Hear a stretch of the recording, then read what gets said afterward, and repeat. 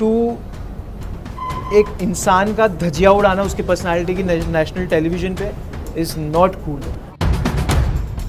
उसके लिए लड़ रहे हो तो भाई लड़ो फिर मेरे से। अच्छा, मुझसे बात मत करो,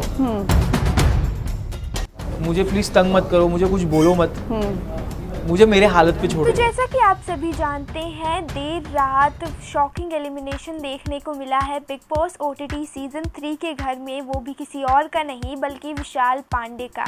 जी हाँ, विशाल पांडे जिन्हें लोग टॉप 5 में तो देखना चाहते ही थे और डिज़र्व भी करते थे विशाल पांडे, लेकिन इतनी जल्दी बिना फिनाले वीक पहुँचे हो चुका है अब विशाल पांडे का एविक्शन के बाद मीडिया के सामने नजर आए हैं विशाल पांडे। काफ़ी कुछ कहा है अरमान मलिक को लेकर भी, क्या कुछ कहा है आइए बताएंगे आपको हमारे चैनल आईवी बस पे। लेकिन उससे पहले अगर अभी तक आपने चैनल को सब्सक्राइब नहीं किया तो सबसे पहले सब्सक्राइब कर लीजिए।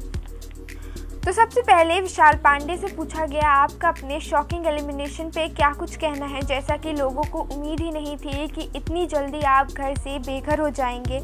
जिस पे विशाल का कहना है कि जी हाँ, मेरे लिए खुद ये बात बहुत ही ज़्यादा शॉकिंग थी जिस तरीके से देर रात मेरा एलिमिनेशन हुआ, क्योंकि कहीं ना कहीं मुझे लग रहा था कि मैं फिनाले वीक तो ज़रूर ही पहुंचूंगा। अभी भी शो में ऐसे बहुत से लोग हैं जिनसे ज़्यादा केपेबल मुझे लगता है मैं हूं, लेकिन अब क्या कर सकते हैं।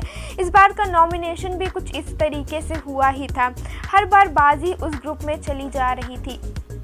इन सभी चीज़ों के बाद सबसे पहले कोई मुद्दा उठाया गया विशाल पांडे के सामने, तो वो था अरमान मलिक का।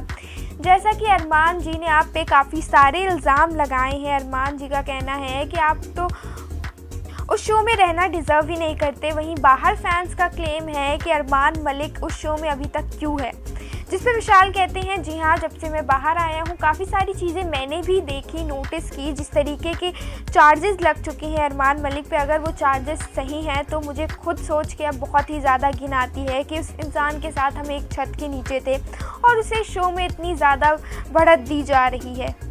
उसके बाद विशाल से पूछा गया, जैसा कि शो में एक बहुत ही बड़ा बवाल हुआ था, आपके साथ वायलेंस हुआ था और जिसकी सज़ा अरमान मलिक को मिली, लेकिन वो सज़ा को बिग बॉस ने सीरियस ही नहीं लिया और रणवीर जी के द्वारा अरमान मलिक सेफ़ हो गए। इस पर आपका क्या कहना है। तो विशाल का कहना होता है कि सबसे पहली बात तो उस टाइम भी मैंने ये बात एक्सेप्ट की थी कि मैंने किसी भी गलत तरीके से चीज़ों को नहीं बोला था। अभी भी मैं ये बात को क्लियर करना चाहता हूँ, मैंने जिस सेंस में वो बात बोली थी, मेरा मानना था कि अरमान मलिक बहुत ही लकी हैं जिस तरीके की बीवियां उन्हें मिली हैं, जितना वो उनकी केयर करती हैं। आज के टाइम पे ऐसे मिलना आसान बात नहीं होती है, इस सेंस में मैंने कहा था। और बात रही कृतिका जी की तारीफ़ की, तो उनके सामने, उनके मुंह के सामने भी मैंने उनकी बहुत तारीफ़ की है। उस बात का बेमतलब बवाल उठा जिसके बारे में मुझे लगा कि अगर इन लोग को चीज़ें गलत तरीके से दिख रही हैं, इस चीज़ के लिए मैंने माफ़ी भी मांगी थी। और विशाल ने यह भी कहा, बाहर आके मैंने वो क्लिप भी देखी है, मेरी बदतमीज़ी मैंने सह चुकी, लेकिन अरमान ने मेरे पापा के बारे में कितना कुछ कहा है, ये चीज़ मैं नहीं सहने वाला। अगर मुझे ये सब अंदर पता होता तो ज़रूर उस थप्पड़ का बदला तो मैं ज़रूर लेकर ही आता।